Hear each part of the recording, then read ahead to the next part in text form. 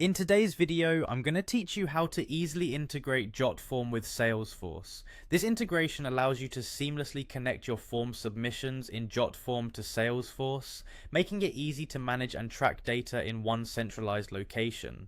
Whether you're new to Jotform, a seasoned user, or a Salesforce aficionado, this guide will walk you through each step of the integration process so you can maximize the efficiency of your workflows. Now let's dive in.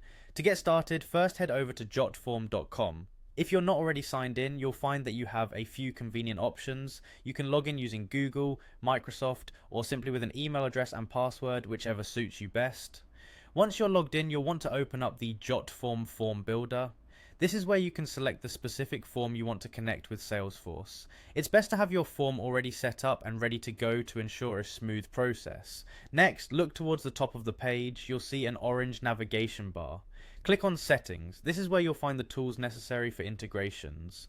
On the left panel of the settings page, select Integrations. Scrolling through or using the search function, look for Salesforce. Once you spot it, give it a click. To create a bridge between Jotform and Salesforce, you'll need to click the Authenticate button. This is a crucial step as it involves linking your Salesforce account with Jotform, allowing data to flow between the two platforms. When you click Authenticate, you'll be prompted to log into your Salesforce account. During this step, make sure to grant Jotform the necessary permissions. It's important to allow these permissions to ensure that the integration functions correctly. Now you're ready to define how Jotform interacts with Salesforce.